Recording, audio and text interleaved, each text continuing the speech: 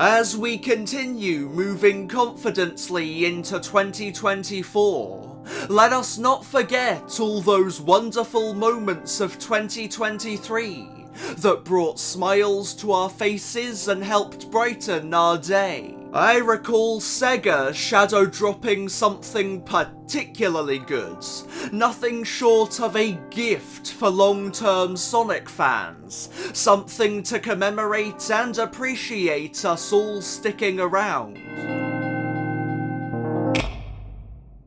He's dead. They killed him. We're finally free! The Murder of Sonic the Hedgehog released on April 1st, 2023. That year's April Fool's gag, obviously. And it granted a physical form to the phrase, they didn't have to go that hard. I think everyone went into this with about the same expectations, not anticipating much beyond a 20-minute loop of the same lol he's dead joke without a lot more to offer. I mean, it's free. How much effort are you really going to put into a $0 April Fool's gag? Most of us booted this up, expecting a mild nose exhale or two at best, only to be met with quality? Care? Passion? What's going on here? Oh yeah, fans made it. Okay, yeah, that makes sense. Murder of was spearheaded by the Sonic social media staff, and almost entirely developed by a small team of fans of this character. That's not to discredit their skill at all. These people are equally talented and competent as developers. I mean, can you whip up a visual novel in just 1 year? I know I certainly can't. But the fan element should not be understated. It's a powerful one. It's that unseeable, borderline unidentifiable feeling of love that permeates throughout the entire experience. It's the difference between a mania and a superstars. It's that unstoppable drive to polish up the experience to inhuman degrees, to add in as many little extra details as you have the time to implement, to perfect the look and feel to the absolute best of your abilities. It's present in every Sonic project to rather varying degrees, and this video is certainly not the place for an in-depth discussion about it, but I don't think it's a coincidence that the two most refined, polished, and well-received Sonic games in recent years are the two fan-led ones. Anyway, yes, TLDR, 2D2. The Murder of Sonic the Hedgehog is a very good, actually. In fact, this is without a doubt the best experience I've had playing a Sonic game, or heck, interacting with a Sonic product period, in damn near half a decade. It goes so far beyond expectations. I cannot properly put into words the smile it left on my face. That fan element is present here, and it is present hard. The unrivaled amount of love and care felt by the creative team for this franchise, resulting in such a lovely game. And today I'd like to delve into why, break down all those wonderful little elements, so we can all fully discern what makes this one so good. The first proper video essay covering the April Fool's Sonic freebie, if I'm not mistaken, so hey, that's something I can take to the grave at least. But before we get into that, if this is your first exposure to Murder of, then I must suggest you go play the thing first. It's packed with surprises, it'll only take about an hour or two, and again, it is free. I'd hate to spoil the experience for you here. If you're a Sonic fan, then you need to go in blind. You'll have so much to chew on. Okay, everyone gone who needs to leave? Great, then grab some birthday cake, hop aboard the ride, and let's take a look at the shockingly substantial Joke Sonic game.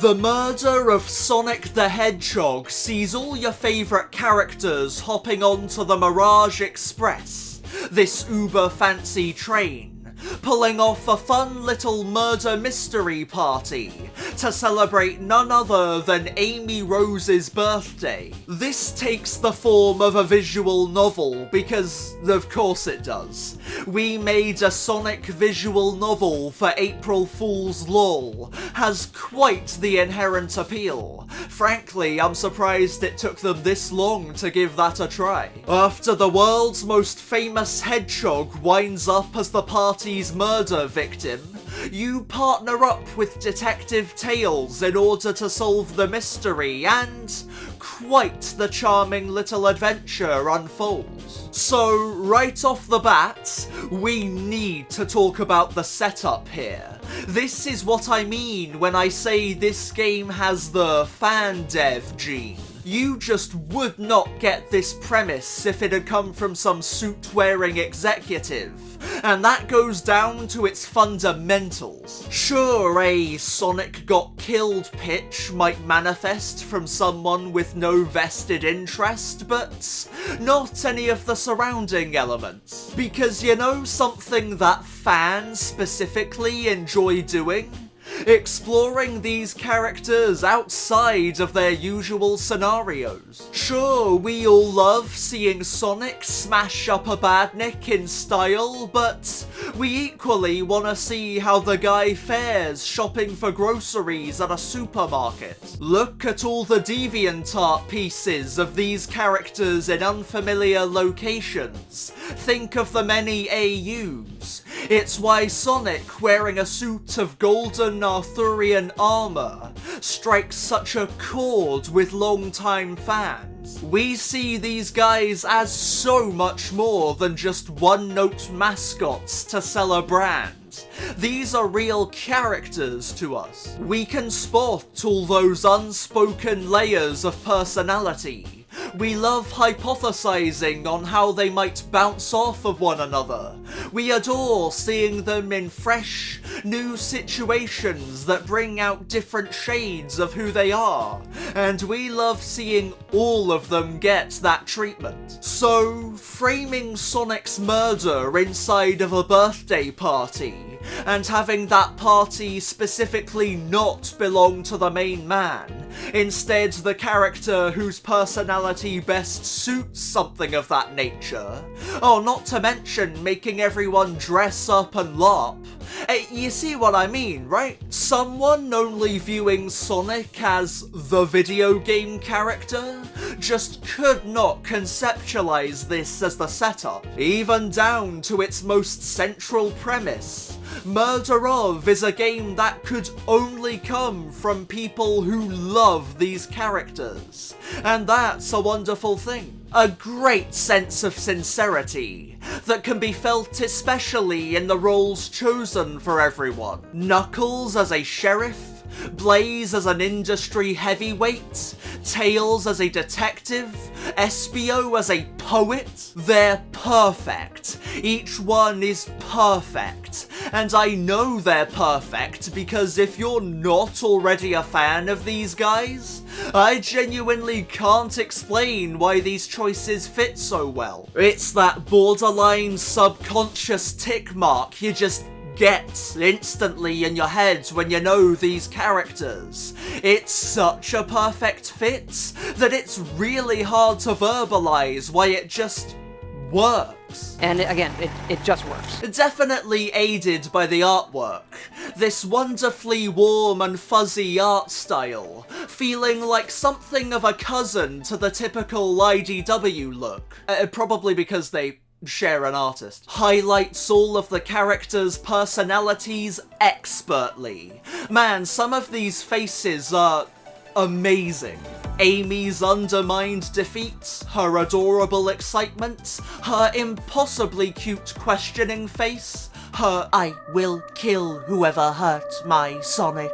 Vector's showboating finger guns, his Blaze's respect-demanding confidence, Shadow's wonderful desire to be literally anywhere else, this fucking face. Tails in particular has a lot of good ones. His infectious excitement, his endearing reassurance, this face that looks built for a hilariously tone-deaf YouTube thumbnail, and this one that's just, oh, that is the cutest damn thing I've seen all day. I felt Sonic was a tad restricted.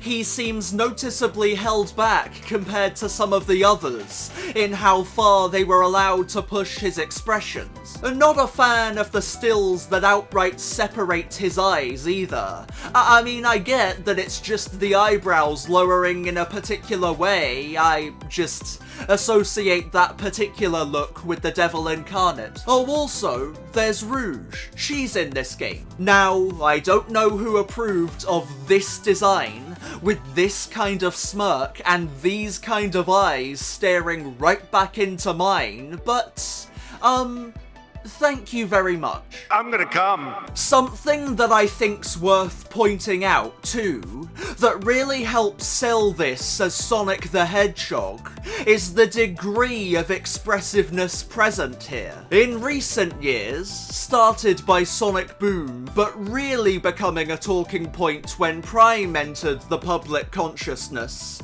a lot of discussion has opened up about just how expressive these guys should be, how much they should lean into their cartoon influences. Because just by taking a quick glance at these characters, it should be quite obvious that they were at least somewhat built for that kind of movement. Eggman's mustache, Sonic's noodle limbs, everyone's got the Felix the Cat eyes. It's very clearly there. It's baked into a lot of these designs. And if you don't utilize those fundamentals enough, the whole thing falls apart. Details stop making sense, it can feel like a goddamn animatronic. But go too far with it, and I think you get the opposite problem. Sonic as a franchise is built on shapes. Strong, simple shapes.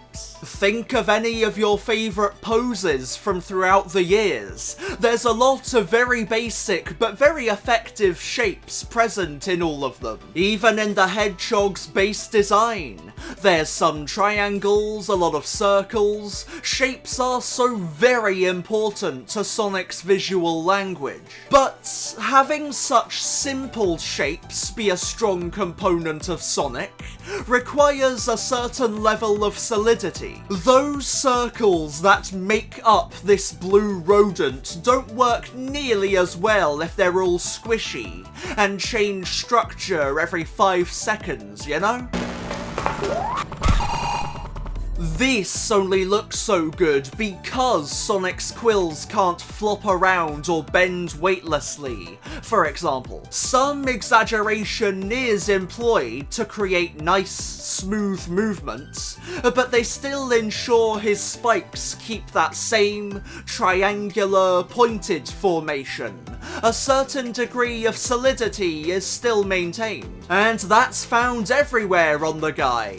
His nose remains a straight line, his eyes stay relatively the same shape, the ears stay nice and triangular, etc. It's why when certain community figures propose that the extreme end of squash and stretch is the best way to take things, I don't know, I feel like you lose something if everything becomes all bouncy and malleable. A quick disclaimer here, I am not a professional, I do not know all the intricacies. There is a very good chance that I am way off with my terminology, so, you know, just keep that in mind. So what Murder Of does is strike a wonderful balance. Proportions are stretched, but not warped. Shapes are strong, but not rigid. A certain level of playfulness is allowed, probably helped by this being quite the comical premise from the get-go, but nothing strays outright off model. Even the most extreme faces are just that,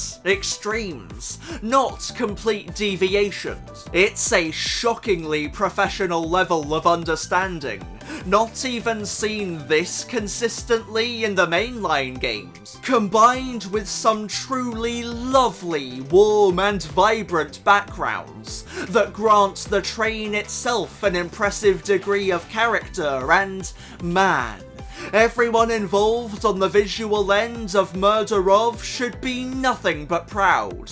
This is top tier work. Also, you might have noticed a mouse intermittently appearing on screen by now. Yeah, that's my desire to capture clean footage, and my need to actually interact with the game having an intense battle. And unfortunately, that battle will press on for the remainder of this video. I truly apologise. I am sorry, Gregory. I am truly sorry. And that level of care that can only really be obtained through fan-driven love can be equally felt in the writing these characters are treated to. Some truly top-notch stuff on display. Ian Muchler knocked it out of the park, man. Everyone here feels so them. Tails is endlessly optimistic and encouraging, Knuckles is aggressive with minimal patience, Sonic is always trying to boost morale. Oh my god, it's great!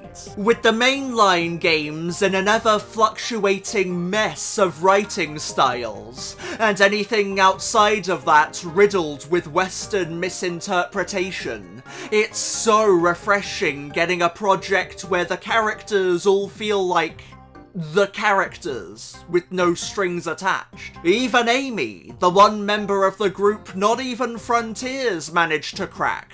She's perfect here. So giddy and excitable, with an undercurrent of sass. A near self-destructive commitment to her role, but an immediate desire to drop the act and help people out when something serious rears its head. A sense of theatrics, a damn near scary degree of love for Sonic, and all that while still feeling very feminine. You hear that, Sega? That's a thing you can do.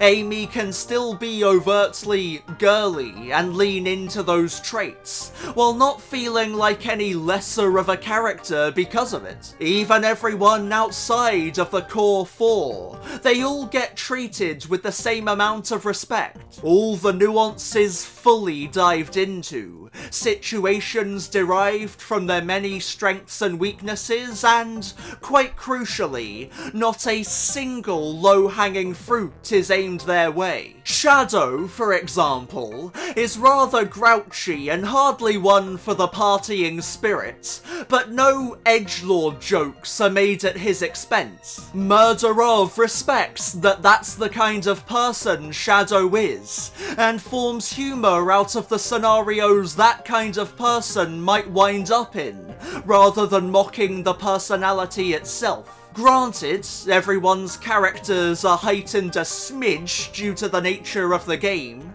Real Shadow certainly wouldn't be struggling to buy Amy a concert ticket, for example, but I view that in the same way I view a good art style. It's different, sure, but it maintains the core of what it's adapting. Murder Of may write these characters with more playful dialogue than we're used to, but it still hits all the right beats of who these guys are. They're just being expressed slightly differently. Also, speaking of the dialogue, a shout out to the line where Vector says he's licensed to handle raw meat. You know this fanbase, you guys knew what you were doing there, didn't you? As with the game's artwork, it's the finer touches present here that makes this writing. Details like Tails' aversion to conflict, Espio's overzealousness in his poet role, Rouge's borderline romantic adoration for gemstones. It's those little nuances that barely ever get touched on, brought to life by a writer who evidently gets these characters and loves this franchise. Even managed to sneak his OC in there multiple times, with all the sinister, soul-piercing staring I've come to expect from Ian Jr. Vector misplaces his tickets and is very quick to only semi-jokingly bring up violence. One simple compliment flung his way has Knuckles blushing his face off.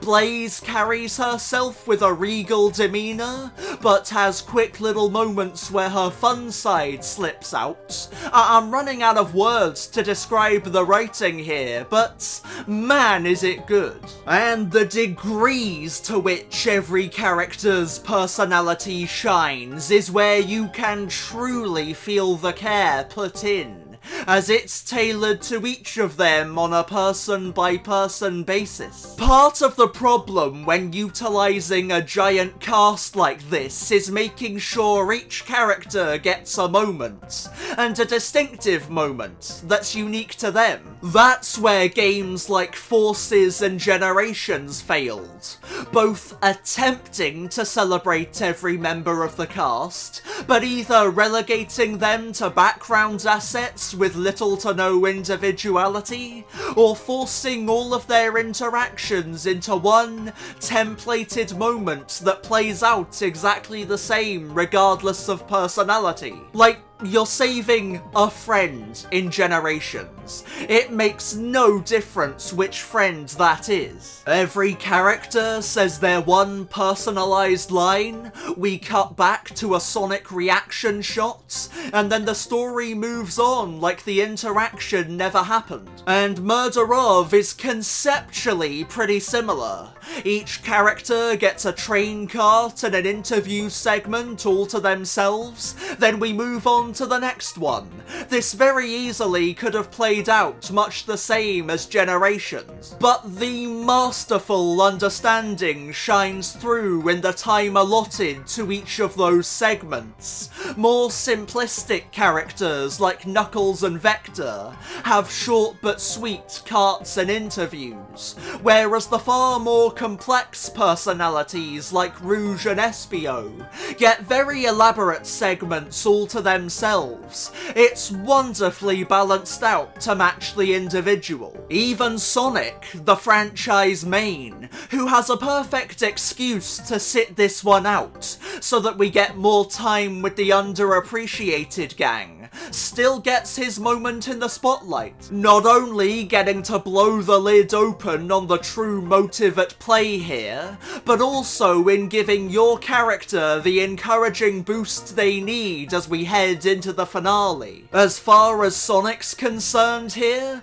you're just some random train butler that he's spent all of 5 minutes saying hi to, and yet he still takes a moment to remind you of all the awesome work you're doing, and that everything will be fine in the end. And man, if that isn't Sonic the Hedgehog. Granted, all of this character-specific time allotment is probably hell of a lot easier to pull off in a text-focused game rather than something mainline, but still, the work doesn't go unappreciated. That all said, I found some of the inclusions here a bit weird, or rather, the lack of inclusions. Cream has been established as one of Amy's closest friends for 2 entire decades, and she even gets a mention in this game, so you can't expect me to believe Amy would sooner invite Rouge to her birthday party than Cream. Same deal with Charmy. there's already 2/3 of the Chaotix present here. Why not complete the trio? That's 3 times now this team has been snubbed. I can perfectly imagine an interview segment with him. He'd be wonderfully unhelpful while being totally oblivious to that fact. It'd be great. And Silver really should have shown up here. If they can mail an invite across dimensions for Blaze, then sending one to the future shouldn't be much of an issue. I can't be the only person this bugged, right? You've got a game where Sonic actually gets murdered, and yet you're gonna pass up the opportunity to reference 06? I'm sure all of these guys were planned at some point. In fact, in an interview released after the fact, Katie, the project's lead, did call out Cream by name as someone they wanted to include, so it was down to time restrictions, I'm guessing. Shame, but oh well, I mean, I still loved what we got, so. Although now I have the image in my mind of Omega showing up wearing a tuxedo, and oh my god, that is amazing. I am actually fucking angry we didn't get to see that. And all of that is not even mentioning the brand new guys they brought to the table. Kinda 2 characters, kinda 3, and kinda 4 if you really wanna push it. All of which are pretty damn great.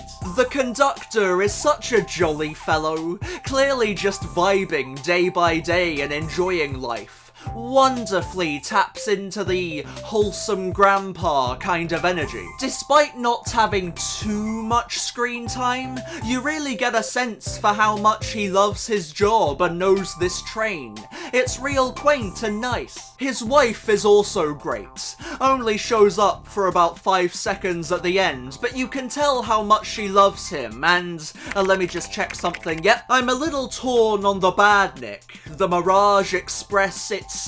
I mean, it all makes sense enough, and I actually quite like the far warmer motive it ends up having, of just wanting to keep its friend around a little longer, but I don't know, man. Eggman just wouldn't create this thing? At least not with this degree of freedom. After everything he's been through, and this is after everything he's been through, as evident by Sage's presence here, he definitely would have put some safety precautions on the train to stop the thing from developing personal attachments. AI with too much free will has already gotten him into several big messes, so this took a little more suspension of my disbelief than I would have ideally liked, but not a deal breaker by any means. It also leads to this wonderful end card, and it's really quite funny how, in this new era of supposed lore consistency, we already have a canonical discrepancy between titles. And then there's your character, officially named Barry, but you can call him whatever you'd like, apart from the expected things like profanities, sexual remarks, and Among Us for some reason. I ended up going with, I dunno, because I take these things very seriously. He's a great inclusion though, another brilliant balancing act of personality, offering enough breathing room to be effective as a self-insert, while still displaying enough genuine characteristics to enjoy him as an individual. His strange obsession with the microwave, his determination to prove that trash cans are worth investigating, his chronic overthinking and second-guessing. The poor bastard has borderline clinical social anxiety. Oh, I feel so represented. The man even enjoys stalactites for no good reason. He's great. Just a very enjoyable little guy to watch bumble about the train, and hey, he even has a super form somewhere out there in the multiverse, so, like, go Barry. Though there's a potential missed opportunity in his design. He's been classified as a Kawaka, or as I'll be calling them from now on, a Kawaka Waka Waka Waka Waka Waka. And I don't know if you've ever seen what a Kawaka actually looks like, but these are the silliest little critters to ever walk the goddamn earth. Look at that face. And Barry looks really sweet and everything, it's not a bad design at all, but like, where's that goofy little smile? Where's that almost cartoon level of innocence? I demand a redesign. Forget hashtag make Lego Sonic more Eggman. How about hashtag make Barry more Kawaka? And oh my god, we still haven't even touched on any of the actual plot here, have we? We've just been looking at all the character work. Jesus Christ, that's simultaneously terrifying and amazing. Murder Of tells such a wonderful little story, taking its central concept and making the absolute most out of it. When the game was first revealed, I fully expected Eggman to be involved. I mean, who else is the correct candidate to murder Sonic? But as the story played out and the context became clear, that idea entirely left my mind. The good doctor simply not fitting this scenario in any guessable way. I also knew that they weren't going to make Shadow the killer. They try a bit too hard to grind that idea into your mind, and he's the second most obvious option for this kind of setup, so I did expect someone else. But SBO was not high up on my list at all. In fact, he was right at the bottom. It kinda felt like a slightly random pick because of that, but I did enjoy the surprise. They kept calling attention to these robotic arms snaking throughout the train too, and I did kinda suspect something might come of that. But there's so many different facets of technology in Sonic's world already, many of which posing no threat at all and simply acting as set dressing, so I was far from sure anything would happen here. I mean, we just had a game a few years back where a fluffy gentleman owning a vehicular-based job pops into the story and is a suspected villain for the majority of it. If anything, I thought that might be the angle here. Although the thought did cross my mind at one point that this guy was Eggman in a fursuit disguise, kinda like King Doc of Toreg Mania from Free Riders, and you can't tell me that wouldn't have been fucking hilarious. By the time old Big, Bold and Hard-Boiled shows up, I was completely caught off guard.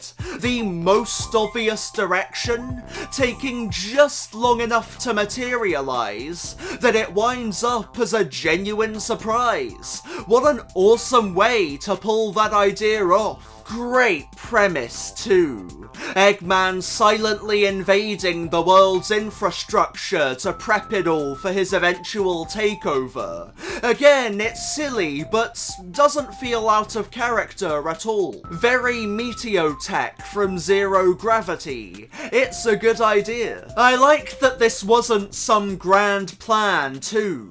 Eggman not even aware that any of this was happening until late into the game. Man's just enjoying a random Tuesday only to get a notification that, like, all of his enemies have been captured and are heading straight to him. It must have felt like Christmas Day. No wonder he throws a premature party. Hang on, what the fuck is that? No! Genuinely well foreshadowed too, with some honest-to-God subtlety. Eggman's autobiography can be found strewn about the train's library carts, with Tails pondering why anyone in this universe would bring that book on board. Eggman's face can also be found printed onto every single poker chip in the casino carts, there even being the implication that he built the slot machines people have been playing. I could have gone for one or two more nods to the Doctor to really cement the idea.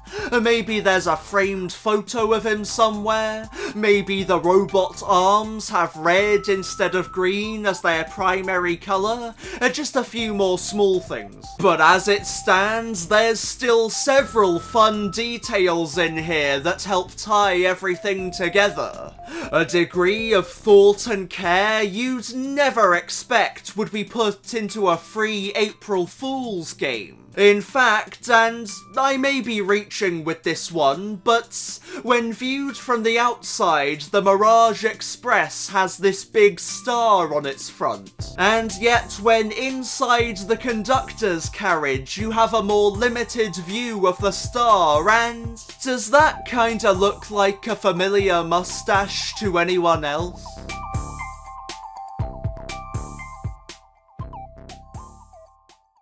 Ah man, I've been using my brain a lot today with this game. What's that called again? When you use your brain and a big amount of mental energy? It's something like... multiple times across the experience that is the murder of Sonic the Hedgehog, you're asked to focus your thoughts into one solid line of evidence during interrogation sequences. In any other visual novel, this would just be accomplished through more text boxes, but not here. No, the mad lads in the Sonic Social Department found a way to work the Blue Bastards classic gameplay into the mix. Asking what would Sonic do, these DreamGear sequences see you dashing through a trippy, isometric, special stage reminiscent obstacle course deep within your own mind, trying to collect enough rings before the course's end to gather your thoughts, I guess? Not sure that's how rings work in this universe, but these moments are great. A wonderful burst of traditionality, sprinkled in there just frequently enough to remain a core aspect of the game, but staying sparse enough that they don't overstay their welcome and overshadow the visual novel stuff. A downright inspired gameplay facet, I'd say, being the cherry on top of all the writing and artwork to really help bring the game together as something that still feels fundamentally Sonic. Who, speaking of, what a smart way to keep the hedgehog involved. For like 80% of the game, he may be physically out of the equation, but his presence is still felt through these sequences. It even wraps back around later on. In a moment of uncertainty on Sonic's part, Barry mentions that these DreamGear sequences have all had the framing of what would Sonic do, and so now that he's right here in front of him, what would Sonic do? Also, I love the little detail that once this gameplay becomes the focus of the final act and starts taking place in the real world instead of just Barry's mind, Sonic's sprite gains the little captain's uniform he's been wearing. That's great. Speaking of, yeah, beautiful sprite work on display. Honestly, in terms of stylization and aesthetic, I might even say this tops Mania. An inhuman degree of polish, some deeply satisfying colour combinations, and details. So many wonderful details. The backgrounds change depending on which train carriage you're in, as do the attacks, switching up to match the individual you're interrogating. Knuckles gets spiked balls, SBO gets ninja stars, Shadow brings us chaos spears, and later on when you're fighting the train itself, you get their grabby hands and some literal shooting stars. Absolutely gorgeous visuals. Couldn't have asked for better. The light bulb you touch at the end even has a little ring in it. That's just adorable, man. It was really funny replaying this game after Izuka said sprite work wouldn't even be viable by 2033, and then Superstars rocked up with all of its crushing mediocrity. I wonder which of these two games got the better reception. Some grand accessibility options in there too with assist mode. Some of these DreamGear sequences can get surprisingly demanding and tough. I've personally never made it all the way through the game without having to lower the ring requirements. So then it's great that these are options in here. This is a quirky little 3-hour-long April Fool's affair. Absolutely not the place for mandatory, obscenely challenging gameplay. That would have massively soured the appeal if these adjustments weren't available. This way everyone wins. Those who want a challenge get to body their way through to the finish line, and the rest of us that just want to enjoy the fun visual novel game get to make that experience more pleasant. That all said, I'm not so sure about it being full screen at the end. I get that it's to visually sell that we're not in Barry's mind anymore. This is actual Sonic fighting the train now. But the bright colours, the shifting, pulsating backgrounds, almost everything constantly moving, and that taking up the entirety of my screen? I got a headache by the end of this, in both playthroughs, and to me that says there's a problem. Maybe a border might have aided things, add some more stationary elements onto the overall image, I'm not sure. Regardless, that critique aside, the DreamGear sequences are otherwise wonderful. No further complaints from me. Also, haha, yeah, DreamGear, that's cute, I get it. Throw in the Master Systenesis next time. Great little tune accompanying it too. A statement that applies to a lot of the game, actually. Murderov's music is what I'd describe as a low-key strength. It's not nearly as big and bombastic and prominent as you'll find in a mainline venture, instead going for much more of a blend into the background, scene setting kind of approach. But what's here is still very quality, and accomplishes what it sets out to do quite well. So, yeah, there's no earworms on the level of Studiopolis or Rooftop Run or something, but there's still a lot here worth praising, if you ask me at least, and this is my video, so we're gonna talk about that now. The main theme is nice, feeling like a big, grand piece to sweep you into the experience, packing a really interesting combination of whimsy and apprehension, which quite nicely summarises the mood of the overall experience. It's even got a noise right at the beginning that almost sounds like the whoosh of a train setting off. And that's pretty clever.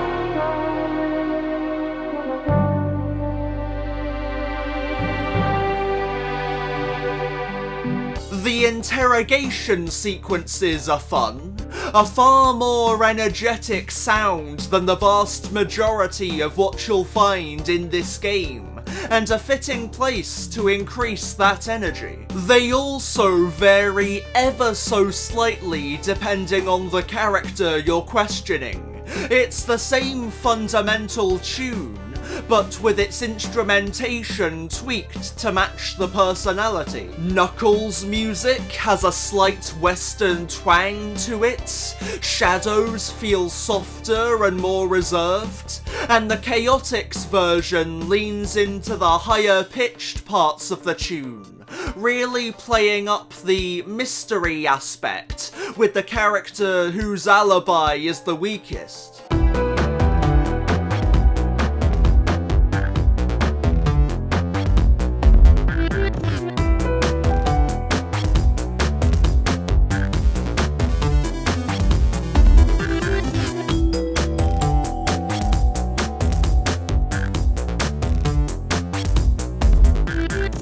The only version of the song that sounds markedly different is Amy's, and there's a pretty smart reason for that. See, every other interrogation is an agreed upon part of the game everyone's playing.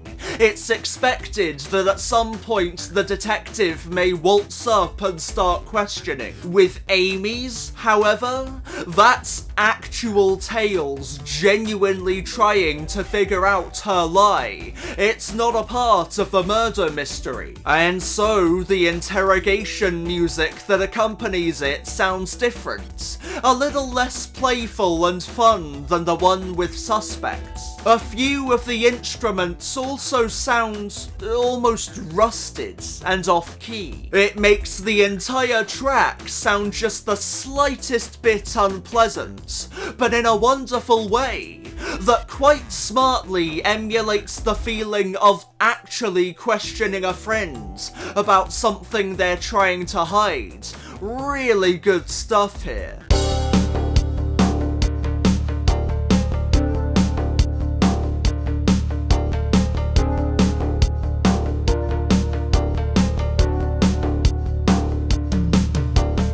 When you first enter the Mirage Express's dining cart, you're met with this wonderfully joyful tune that honestly wouldn't go amiss in a Kirby game. They use this one again during the credits and as a bit of an ending theme too, and it's not hard to see why. If there's a tune to sum up the unexpected feelings of happiness Murder Of brought to the fan base, it'd be this one.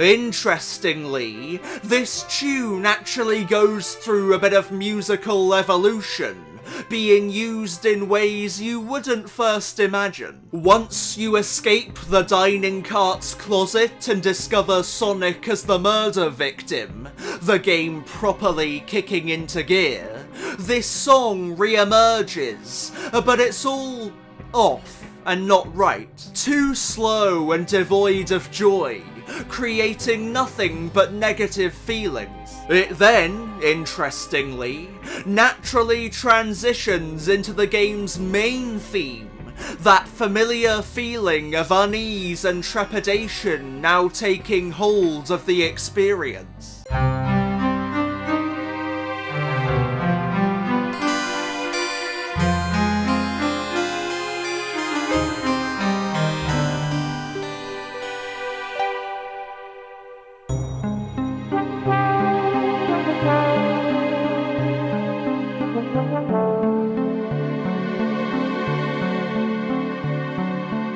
Much later on, once the Mirage Express has taken control of the situation and is sending everyone on a one-way trip to Eggman's base, we find ourselves booted all the way back to the dining cart, where we're greeted with that familiar main theme again, only this time even worse. This rearrangement removes any sense of whimsy the original main theme carried, pushing us entirely into the uneasy side of the song. This is a very downtrodden and hopeless track, rather nicely encapsulating the all hope is lost moment of the story.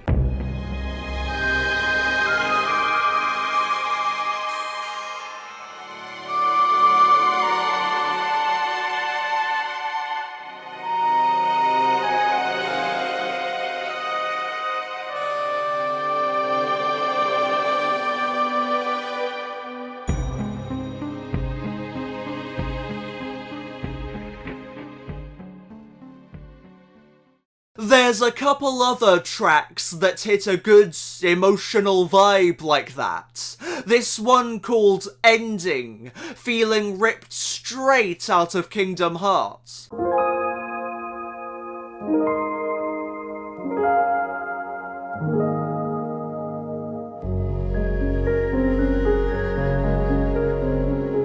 And when the train suddenly speeds up, there's a nice quick burst of dread filling your ears, though it doesn't lose the playful factor the game's built up so far, feeling somewhat reminiscent of Undertale's unnecessary tension.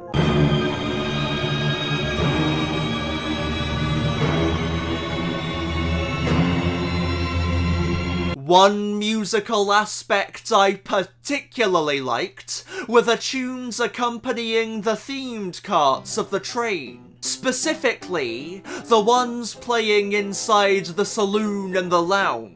These two do something rather special, and I'm not sure how intentional it was. You know how theme parks and hotels and the like will often have themed sections and music to accompany them, but those tracks will always be just that little bit generic and flavourless? Like, it gets the job done and sells you on the theme they're going for, but it doesn't leave any lasting impact, and by design. They don't want you getting too caught up in the song that you won't go explore further and spend more money. Well, that's a feeling I think gets wonderfully encapsulated within these two tracks, and I know that might sound like a bit of an insult, saying these tracks feel like they lack personality, but I do mean it in a very positive way.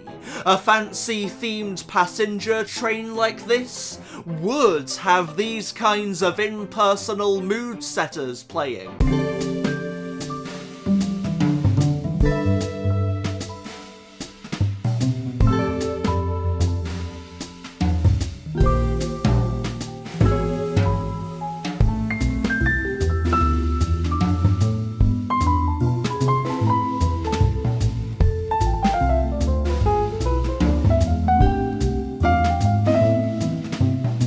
The saloon carts track especially. Honestly, I could swear on my life that I heard this exact song way back in Disneyland when I was 7.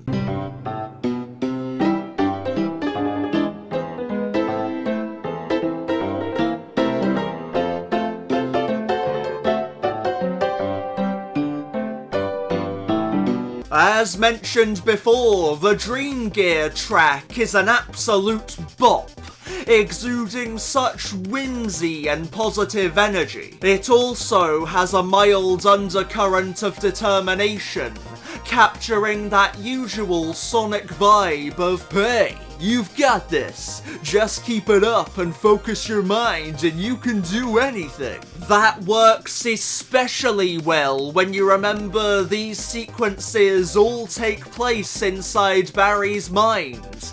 The little guy's just hyping himself up as he gathers his thoughts. That's adorable.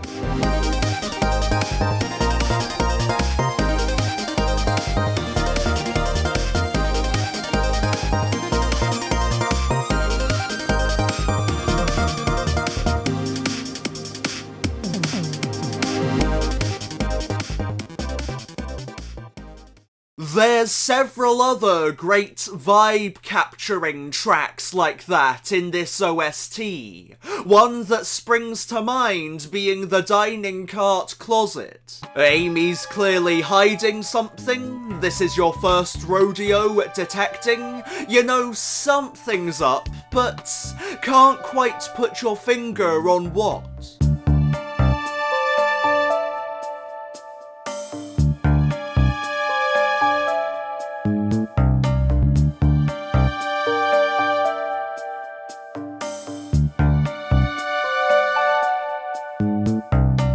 The casino cart is great, a wonderful blend of instruments that damn near expertly capture that style and smoothness and orderly energy native to these kinds of environments. This one almost feels like a simplified version of a proper Sonic Casino level soundtrack. It hits the nail right on the head.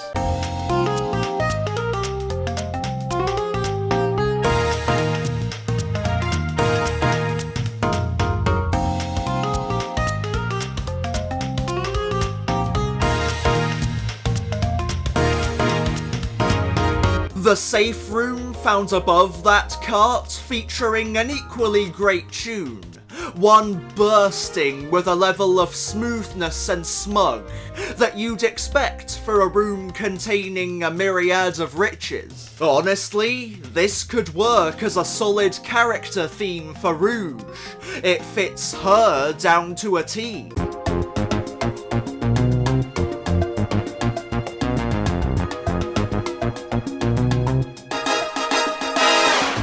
When the aforementioned bat decides to try and open her Fabergé Chow egg, and the group now thinks they're about to explode, the safe room music backing it all changes up, gaining a constant clock ticking and getting its instrumentation tweaked just a pinch.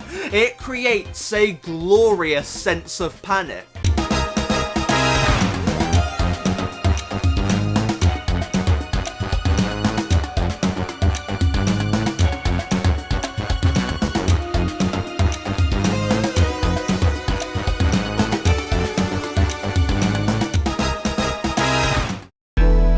The track accompanying the conductor's cart might just be my favourite, or at least in my top 3. This is the final area of the train and, as far as you know at this point in the game, where everything's going to come to an end. And if you're like most people, then you found yourself having a surprisingly enjoyable couple of hours thus far. You're a lot sadder to have this experience end than you thought you would be. But at the same time, you're quite interested to see where this is all going. Who is the murderer? Where did the conductor go? Are there any more last-minute surprises? This track captures all of that quite beautifully, combining intensity with melancholy to create a strong bittersweetness.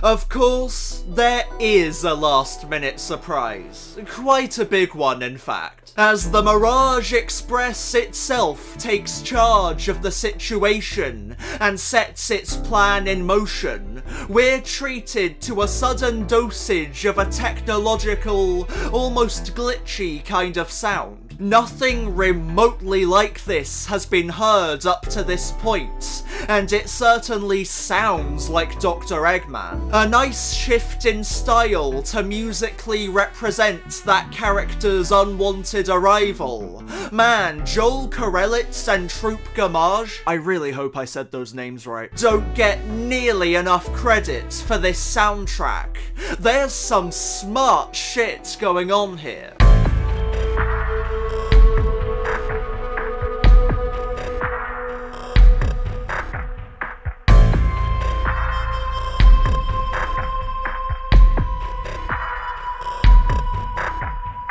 A wonderful sense of dread is sprung upon the characters. What they thought would be a simple birthday party, turning into yet another Eggman fiasco. It hits your character especially hard, someone not used to these kinds of situations at all. Thankfully, Sonic's right there with you, and he's going to take a moment to help you feel alright. That's kind of his whole thing, bringing happiness and optimism to anyone and everyone. In fact, it's his thing to such a degree that we can hear it.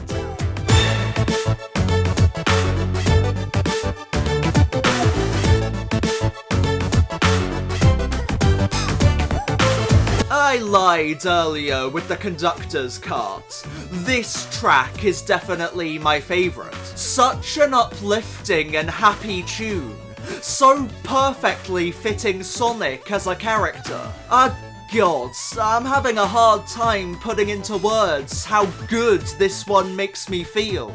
I will never forget the smile I had on my face when I first got to this moment. Like, endless possibility, reach for the stars, it doesn't matter. Those are all great, but none quite capture the positivity Sonic strives to spread, quite like this one. You can almost imagine a crowd swaying their bodies and clapping to the beat. It's got that community coming together kind of energy. And yeah, there's an "it doesn't matter" reference snuck in there. That's really nice. Something everyone mentions every time when bringing this track up. But for me, it's that first bit beforehand, the very start of the song that does it.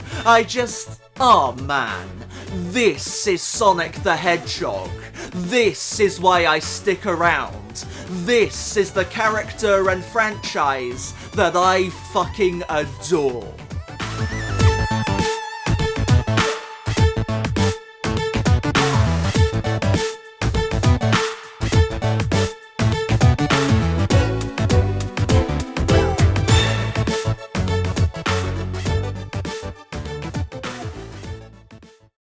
That then nicely leads us into the finale, beginning with a wonderfully determined track accompanying us as we chase down the train. You can practically feel the adrenaline Sonic's receiving from saving all of his friends and smashing up another badnik in style.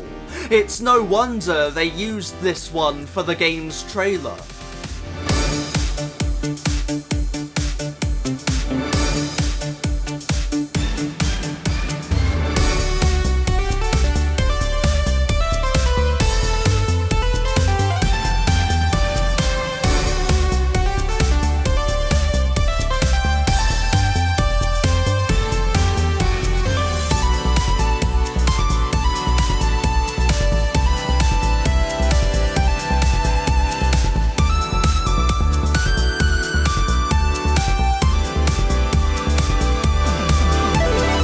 And then, the final boss, the Mirage Express. This one's another top 3 contender. I really like what's going on here. At this point, any illusions of a simple murder mystery party have been completely shattered. We're fully back into the usual Sonic scenario, homing attacking badniks and everything. To match that energy, this piece of music delves the furthest into being traditionally Sonic, almost sounding like some distant cousin to the Egg Reverie Zone at points. However, it doesn't go all the way. It refuses to let go of the wider game's identity, because this isn't Sonic Mania, or Sonic Adventure, or Colors or Forces, or any of them. This is the murder of Sonic the Hedgehog, and it remains that way down to its final bow, giving us one banger of a final boss track that feels wholly familiar, while still being entirely its own thing.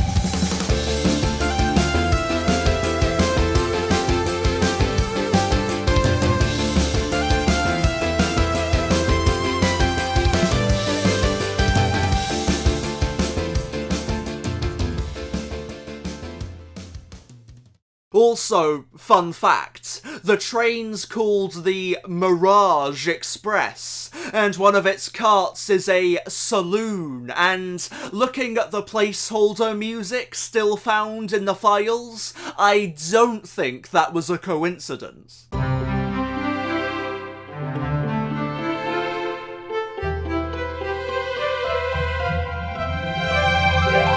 The murder of Sonic the Hedgehog is pretty rad. A game I expected only the bare minimum out of ended up being so much more than that, offering me an experience that made me fall in love with this franchise all over again, radiating nothing but passion, care, and excitement to show us what it's got. I cannot recommend Murder of enough. I don't know if I'm big enough yet for any of the people involved with Sonic's social media to notice me. I kinda hope not, to be honest with you. But if any of them do wind up seeing this, then cheers, guys. That was a real good game. Everyone involved should be nothing but proud. Also, shout out to whoever owns Big the Cat the Dog. You have amazing taste in names. Twitter user Ponit Plus summed things up pretty perfectly in this tweet. Who would have guessed that the prank element of the April Fool's game came from the simple surprise that it's actually rather good? In a time where Sonic as a franchise is feeling more disjointed and desperate than ever, in spite of an increase in success, I'm glad we got at least one more project that feels unabashedly proud to be nothing but Sonic the Hedgehog. I don't know when we'll get something else like that again, so I'm gonna treasure this one for quite a while. And that's it really. A feeling I touched upon all the way back at the start of this thing. It's by the fans, for the fans. It's by the mania, for the mania. It's people that unequivocally love this franchise, wanting to show the world what makes it so great. No gimmicks, no reinterpretations, no pointless, momentary, trend-chasing nonsense. Just pure, unfiltered Sonic for all to see. It's that feeling of unabashed love that no amount of money or talent will ever be able to top. And it's what makes the murder of Sonic the Hedgehog such a killer time.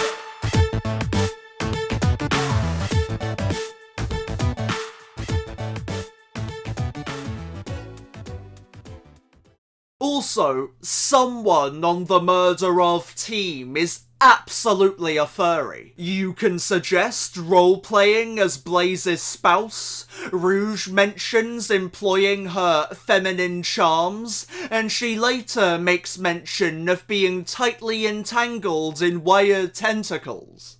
Trust me, you can always tell your own, there is a furry among that team. Oh, sorry. I meant there is a furry amongst that team. Amy uses that terminology at one point, which is kinda weird since amongst seems far too proper a word to come out of Amy's mouth. So that, combined with the restrictions in the naming section, leads me to believe that the team making this game were utterly terrified of ever even even alluding to those little red imposter bastards. Hello everyone, thank you very much for watching. Apologies that this video took so long. There was not only a lot of masking that just takes a lot of time to get right, like, God, that Bikuri box thing, you have no idea how long that took. God. But on top of that, perhaps more crucially, I've been going through a fair degree of mental health stuff these past few months that's made working on this video a bit challenging. So yeah, apologies, but hey, we're here now, so yeah. Big shout out to artist Wet Waluigi, good friend, for the Omega tuxedo art. It came out great, and I didn't even ask for Omega to be blushing and like holding out flowers and stuff. That's all stuff Wet Waluigi came up with himself. So if you could like give him a follow on his Tumblr for me as a little show of gratitude, I'd appreciate that. He's a good artist and good friend, and yeah, is good. As for me, if you want to help me out, I've got a Patreon. There's a link to that in the description. I also have a Ko-Fi if you just want to do a one-off donation, if you don't want to become like a consistent monthly supporter and just want to give a little one-off donation. Got a Ko-Fi too. I'm covering all the angles here. I also have a Twitter that does not inform my videos. I do not let Twitter dictate what I make, because that would drive me insane. But you know, I interact with people, I interact with the community, I interact with a couple people who know me for my YouTube stuff, and I endlessly, snarkily tweet about the Sonic movies. So if any of that sounds like your jam, then I do have a Twitter. Speaking of the Sonic movies, as for what's next for me, what's next for the channel video-wise, I mean, we've got Sonic Movie 3 on the horizon. That marketing's gonna be kicking off, / has started kicking off whenever this comes out.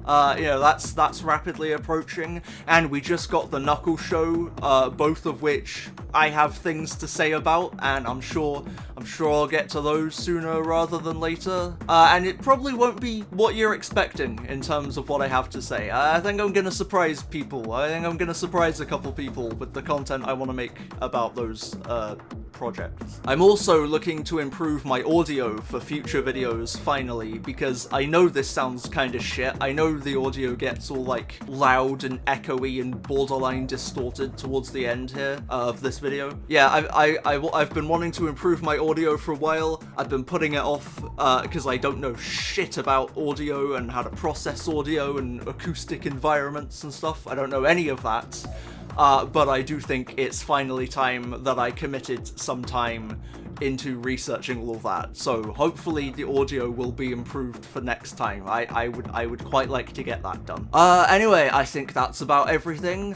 Again, big thank you for watching. Again, apologies this took so long. The next few that I intend to make hopefully won't, because again, this got bogged down by a lot of you know, real life mental health stuff that I've, you know, been having to cope with, which I'm not going through currently, so that's nice. So hopefully future videos will come out faster.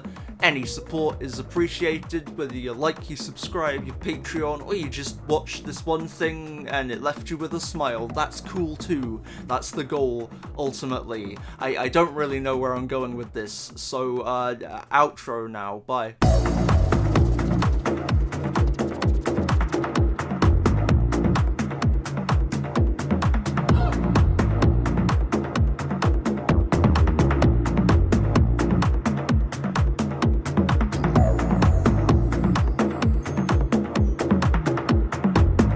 Knuckles as a sheriff, Blaze as an industry heavyweight, Tails as an addictive.